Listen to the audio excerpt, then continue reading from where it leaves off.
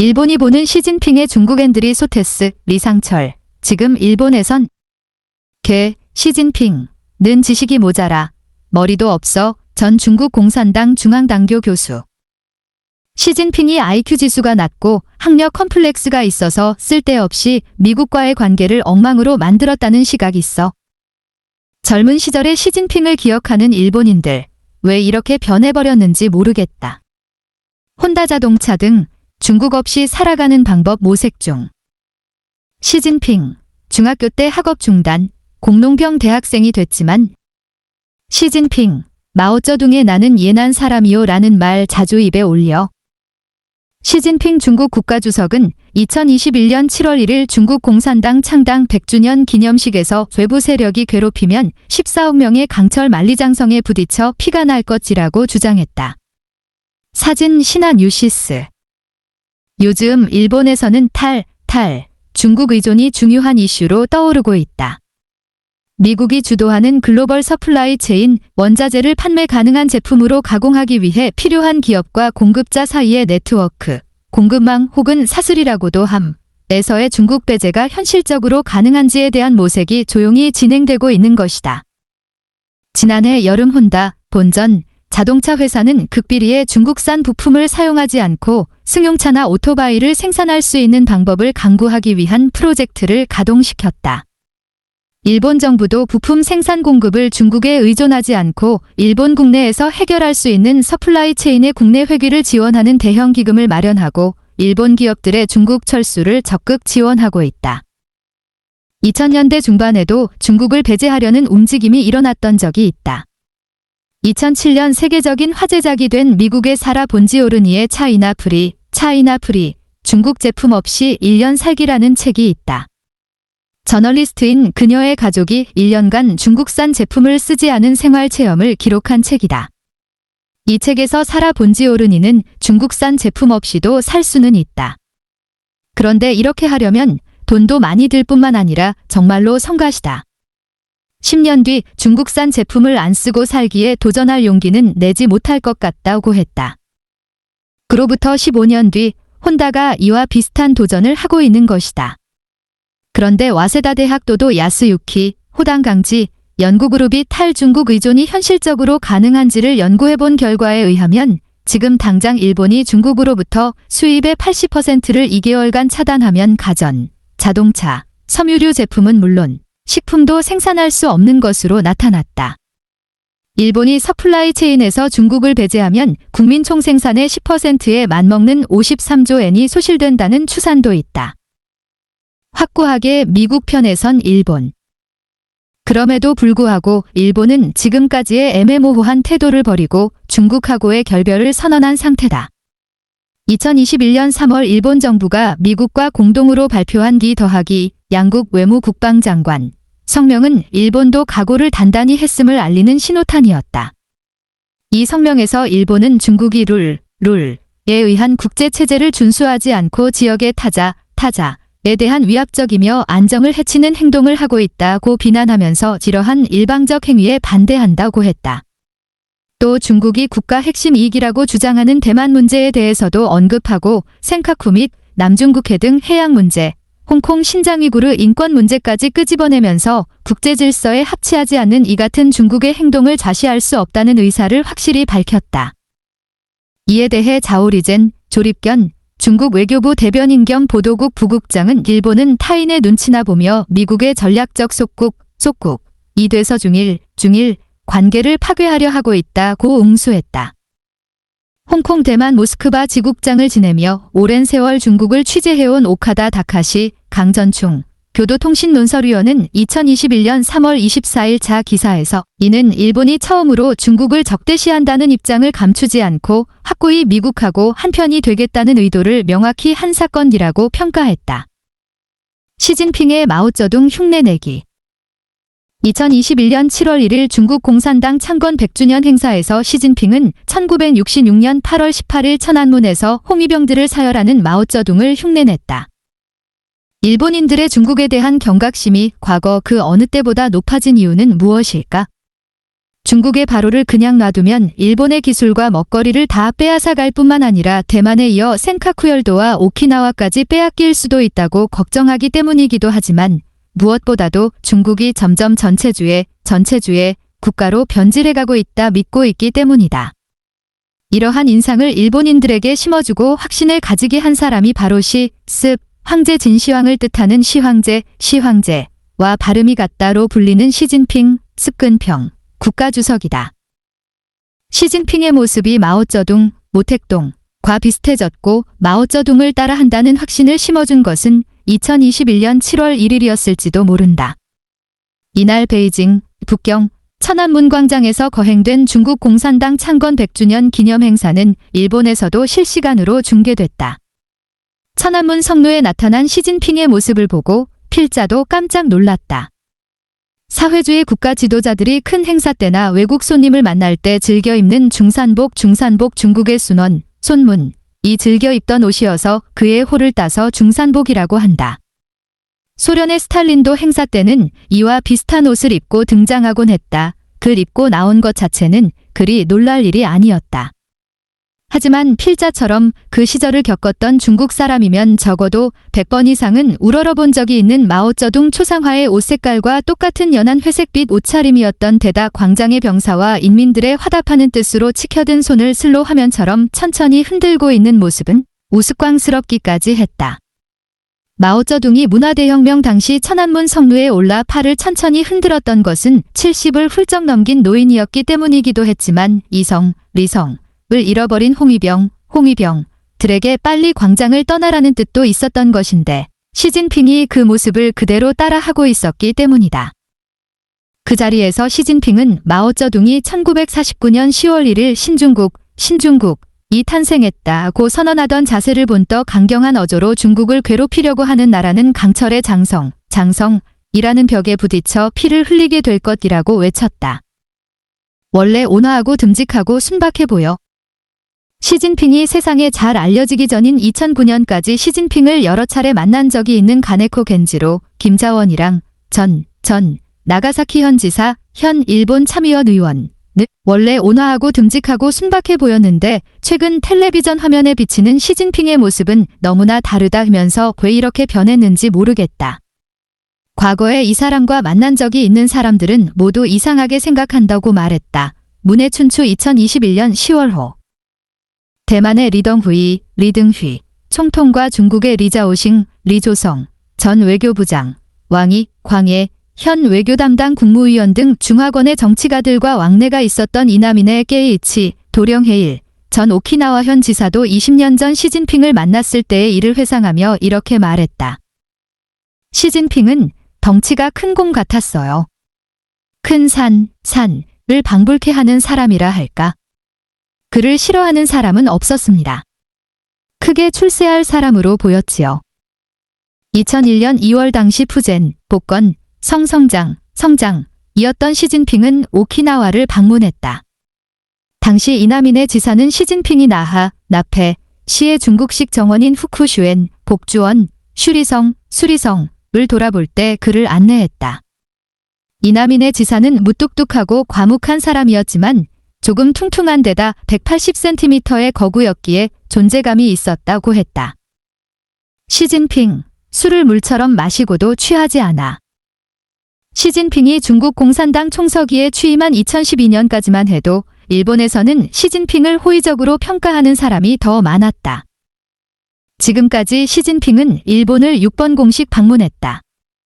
1990년 일본을 찾았을 때는 오사카에 있는 도카이리스, 동해딜, 창업자 스카모토 고지, 총본경사, 회장의 집을 방문, 스카모토 회장의 부인이 준비한 요리를 대접받은 일도 있다.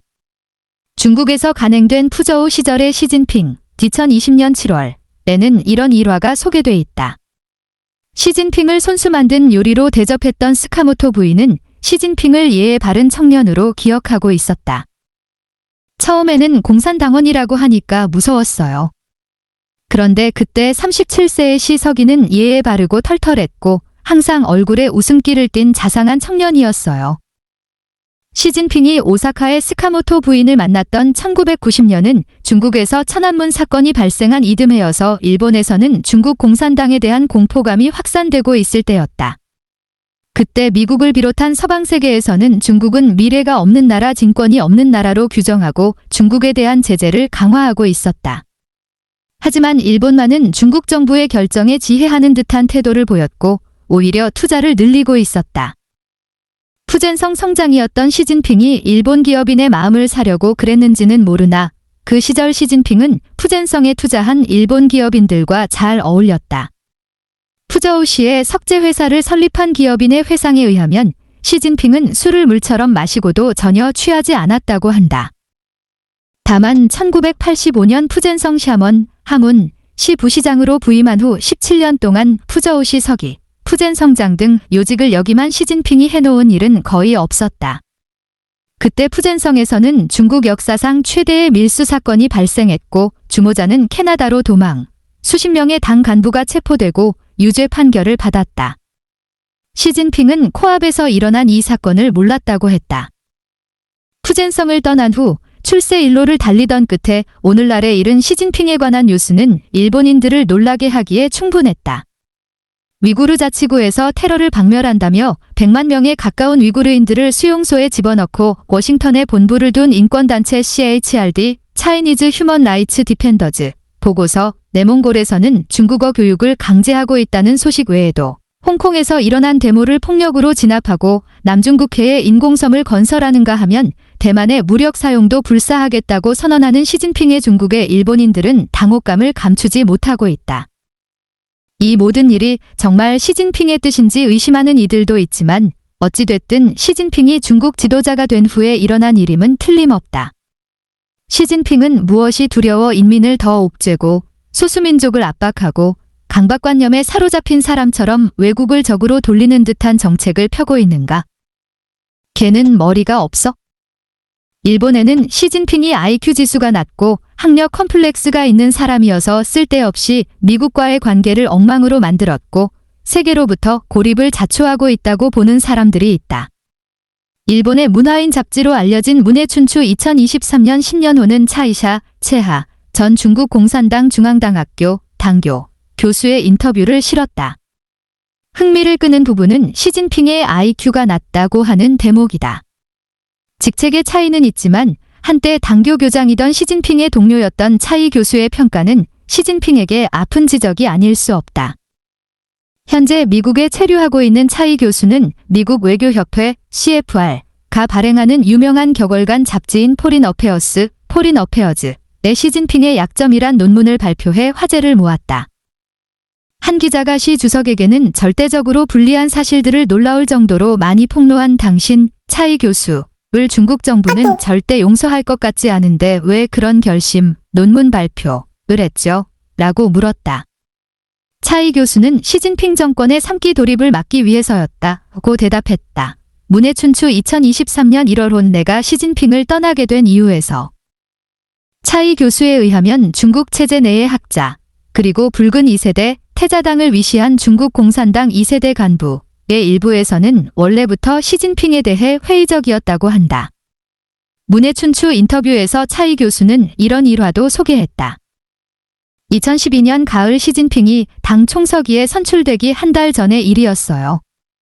잡지사 기자가 내가 일하는 중앙당학교의 저명한 교수를 인터뷰하러 온 적이 있어요.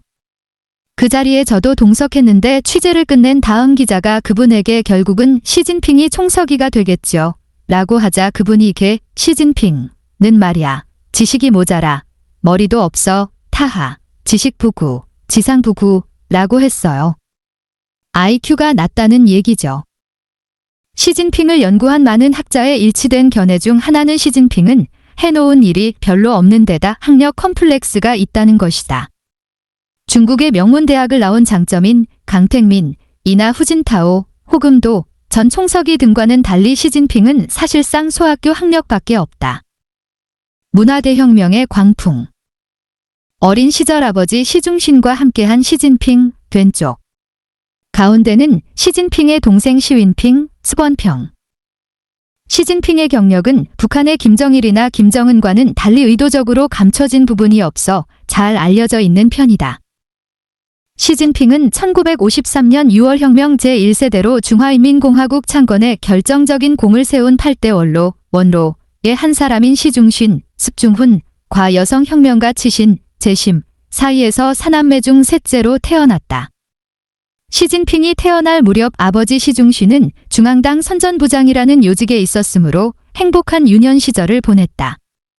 중국 국가주석 류사오치, 류속이, 중국 경제를 좌지우지했던 천윈, 진운 등 당 최고위 간부들의 자녀들이 다니는 베이하이, 북해, 유치원을 다녔다. 베이징에서 베이하이로 불리는 지역은 중국 황제의 전용 공원이었던 베이하이 공원, 마오쩌둥과 저우얼라이, 주은래 등 중앙 핵심 간부들의 주거가 모여있는 중난하이, 중남해와 연결된 지역이다. 그 유치원에는 훗날 시진핑의 라이벌로 시진핑이 총서기가 된 후 투옥되는 보시라이, 박힐에도 있었다. 시진핑이 9살이 되던 1962년 여름 행복한 소년 시절은 막을 내린다. 아버지가 우파로 몰려 실각한 것이다. 중국 공산당 설립 초기 혁명가의 한 사람이었던 류지단에 관한 소설 출판을 허가했다는 죄였다. 그때만 해도 베이징에서 쫓겨나지는 않았다. 덕분에 시진핑은 소학교를 베이징에서 마치고 1965년 9월 베이징시 81중학교에 입학했다. 그 이듬해에 문화대혁명이 시작되자 중학교는 해체되고 시중시는 베이징에서 추방됐다. 시진핑의 학력도 여기서 사실상 끝나버렸다. 그 후 중학교에 학적 오은 두고 있었으나 공부를 계속할 수는 없었다. 지식이 많으면 많을수록 반동시라는 마오쩌둥의 말을 철석같이 믿었던 학생들은 빨간색 홍위병 완장을 차고 허구한 날 자기들을 가르치던 교사들을 운동장으로 끌어내 투쟁대회를 벌였다. 머리를 우스꽝스럽게 마구 깎은 다음 종이로 만든 고깔모자를 씌우고 나는 반동분자입니다라고 쓴 팻말을 앞가슴에 매단 후 거리를 끌고 다니기도 했다. 아버지가 반동으로 몰렸던 시진핑도 반동학생으로 몰려 홍위병들이 조직하는 비판투쟁대회에 끌려나가기 일쑤였다. 공농병 대학생. 산시성 예난시 옌천에 내려가 있던 시절의 시진핑. 시진핑은 이 시절을 긍정적으로 기억하고 있다. 결국 문화대혁명의 혼란이 최고조에 달했던 1969년 1월 15세의 시진핑은 베이징과 가족을 떠나 아버지의 고향인 중국 서북부 황토고원에 위치한 산시, 첨서, 성예난, 연안, 시옌천, 견천, 현량즈허, 량자하라는 작은 마을로 내려가 농민들로부터 재교육을 받았다. 그 시절 중국의 농촌과 베이징의 생활 조건은 비교조차 할 수 없었다. 시진핑은 토굴집에서 농민들과 동고동락, 동고동학 하며 7년을 지낸 다음 1975년 가을 농민들의 추천을 받아 베이징에 있는 칭화, 청화, 대학화학공정학부에 입학했다. 마오쩌둥은 학제는 단축해야 한다며 소학교는 5년, 중학교와 고등학교 교육은 합해서 4년으로 줄이고 대학은 문을 닫았다. 문화대혁명 때 실각했던 덩샤오핑, 등소평, 이 병석에 있는 저우얼라이를 대신하기 위해 1973년 3월 베이징으로 복귀한 후 다시 대학생을 모집하기로 했다. 다만 대입 시험을 치르는 대신 생산 현장에 있는 농민 노동자, 병사들이 추천하는 사람을 대학에 보내는 제도로 바뀌었다. 대학 입학 조건은 명문화된 규정이 없었으나 젊고 결혼하지 않은 공산당원이 첫째로 꼽혔다. 그만큼 젊은 나이에 그것도 결혼하기 전에 공산당원이 되는 것은 하늘의 별 따기였다. 시진핑은 마을에 내려간 지 6년 만인 1974년 1월에 11번의 끈질긴 도전 끝에 공산당원이 되었다. 이는 시진핑이 특별한 존재였기에 가능했다. 베이징 출신의 지식청년인데다 숙청으로 밀려났다고는 해도 높은 중앙 간부의 자제였기 때문이다. 그런데도 허드렛일을 마다하지 않고 생산대대 대장, 촌마다 크기에 따라 1개 대대 혹은 5개 대대로 나누어 집단 농사를 지었다. 까지 하면서 뽐내는 일도 없었다고 한다. 공산당에 입당하면 대학에 추천받을 확률이 높아 경쟁이 치열했다. 유능한 젊은이가 마을을 빠져나갈까 봐 결혼 전에 당원이 되지 못하게 하기도 했다. 필자의 두 형님도 이 제도의 혜택을 받아 대학생이 됐다. 큰형은 군 출신이었고 둘째 형은 농민들의 추천을 받아 대학에 진학했다. 이 시기의 대학생을 중국에서는 공농병, 대학생이라고 부른다. 시진핑은 농촌에서 생활했던 7년 동안을 회상하며 이렇게 말한 적이 있다. 그때 나는 두 가지를 터득했습니다. 하나는 현실적, 주어진 현실을 그대로 받아들인다는 뜻, 이란 무엇인가 하는 것이었고, 또 하나는 자신감이었습니다. 1978년 베이징의 대학 풍경. 시진핑이 공농병 대학생이 되어 베이징에서 보낸 시절에 대해서는 시진핑의 전기를 읽어도 기록이 없다. 시진핑 자신도 그 시절을 떠올리는 일이 별로 없다. 중국의 젊은이로서 1970년대 말 1980년대 초를 살아본 사람이면 잊을 수 없는 일들이 많아 남아있는 법인데 그에 대한 이야기가 없는 것이 조금 이상하다. 시진핑이 대학을 졸업한 시기는 1979년 4월이다. 필자 역시 베이징에서 대학을 다닐 때였다. 잠깐이었지만 필자가 다니던 대학과 그리 멀지 않은 곳에서 시진핑도 대학에 다니고 있었던 것이다. 1978년 가을부터 중국에서는 10년 동안 농촌이나 공장에 파묻혀 기회를 노리고 있던 모든 젊은이에게 입학시험을 통해 대학에 갈 수 있는 기회가 주어졌다.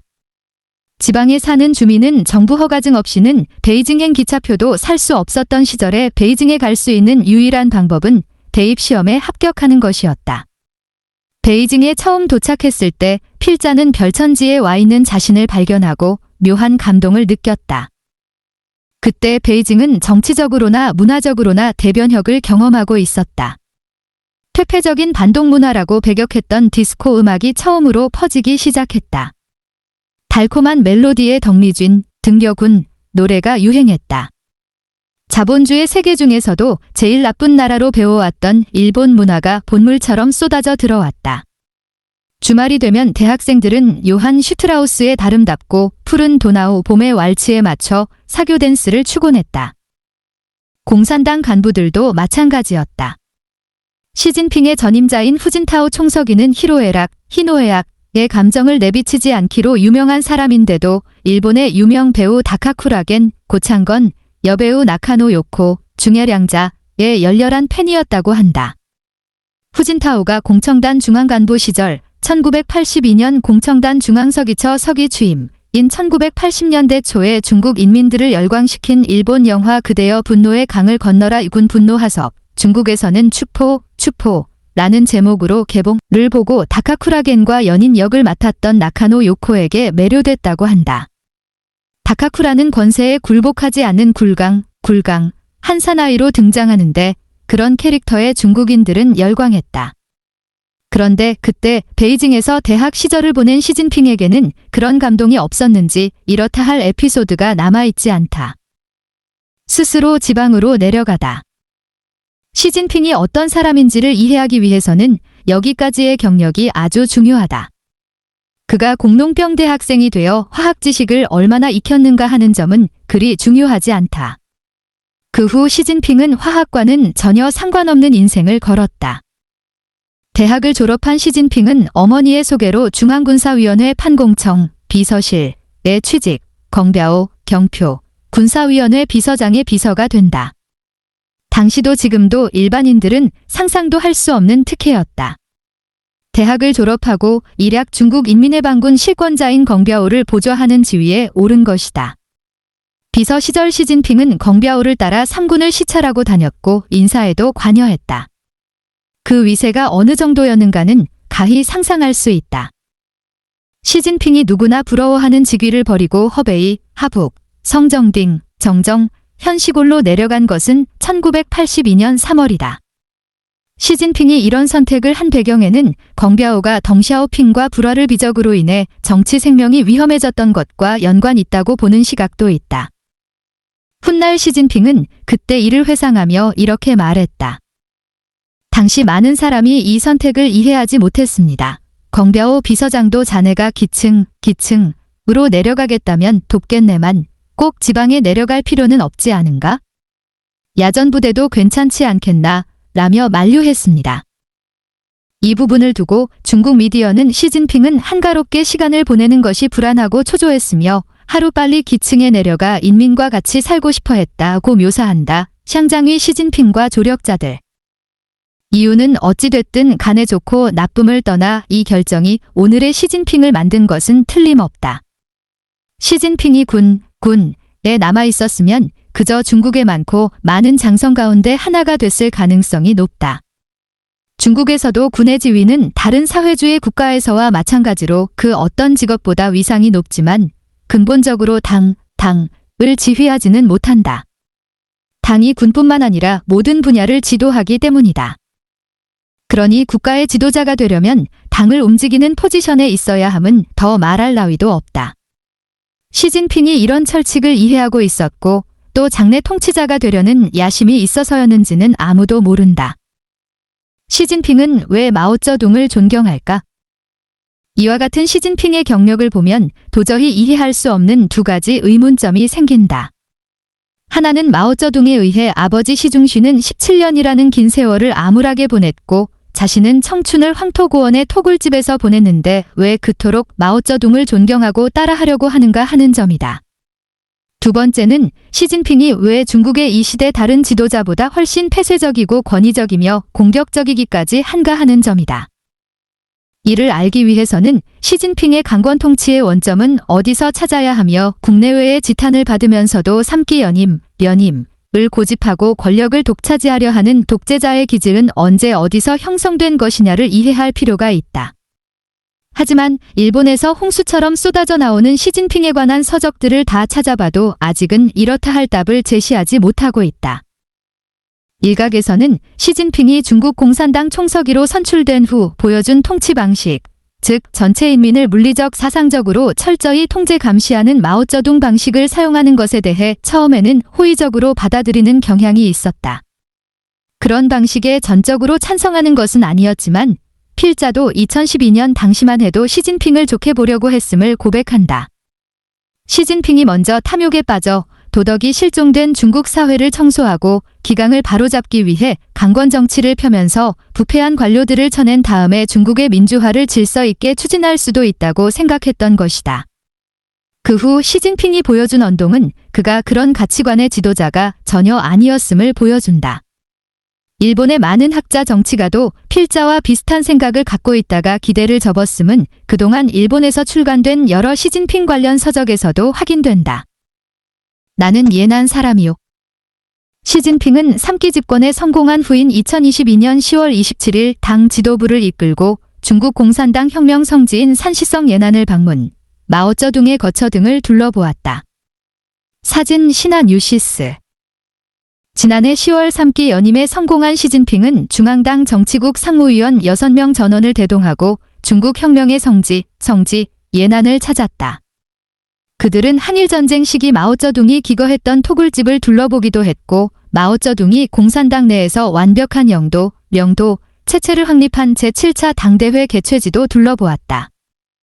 신화통신에 의하면 그 자리에서 시진핑은 당시 우리 당과 군은 적들의 군사적 포위와 경제봉쇄로 고난의 나날을 보냈지요. 우리는 그때의 자력경생, 고난을 극복한 투쟁 정신을 절대 버려서는 안 됩니다. 라고 했다. 미국을 비롯한 서방 세계의 중국에 대한 압력을 염두에 둔 발언이었음은 더 말할 나위도 없다. 사면임에 성공한 시진핑은 왜 공산당 최고 지도부 멤버를 대동하고 예난을 찾았을까? 시진핑의 원점은 예난에 있고 가치관도 예난에서 기인하기 때문일 것이다. 시진핑은 마오쩌둥이 자주 사용했다는 나는 예난 사람이요 라는 말을 입에 올리는 경우가 많다고 한다. 예난은 시진핑이 청춘 시절을 보낸 제2의 고향이자 아버지의 고향이다. 예난은 마오쩌둥이 중국 혁명을 완성하는데 결정적인 역할을 했던 말 그대로 혁명의 보루이기도 했다. 마오쩌둥이 이끄는 공농홍군 이 국민당군의 소탕작전을 피해 2만 5천리 장정을 거쳐 도착한 곳이 예난이었다. 그때 마오쩌둥이 이끄는 패잔병을 따뜻이 맞아준 곳이 예난의 서북혁명 근거지였는데 이 근거지를 지키고 있었던 주요 인물이 시진핑의 아버지 시중신이었다. 너무나도 중국적인 시진핑은 다정다감했던 청소년기에 서북지구의 척박한 황토고원의 농촌에서 보내면서 나름 큰 깨달음이 있었던 것으로 보인다. 산시 사람들의 생존 방식, 즉 몇천 년을 척박한 땅에서 살아오면서 익힌 처세술이나 가치관을 몸으로 받아들였는지도 모른다. 시진핑은 산시 사람들이 그런 것처럼 말수가 적고 촌스럽게까지 보이지만 속내를 내비치지 않고 자신의 목적을 달성하기 위해서는 참고 견디는 처세술의 달인이었다고 할 수 있다. 중국인들이 다 그렇지 않은가라고 하는 사람도 있으리라. 그런 의미에서 시진핑은 너무나도 중국적인 중국인이라고 할 수 있다. 일본인들은 이런 시진핑과 중국을 어떻게 상종해야 될지를 고민하고 있고 요즘은 중국 없이 살아가는 방법을 조용히 준비하고 있다.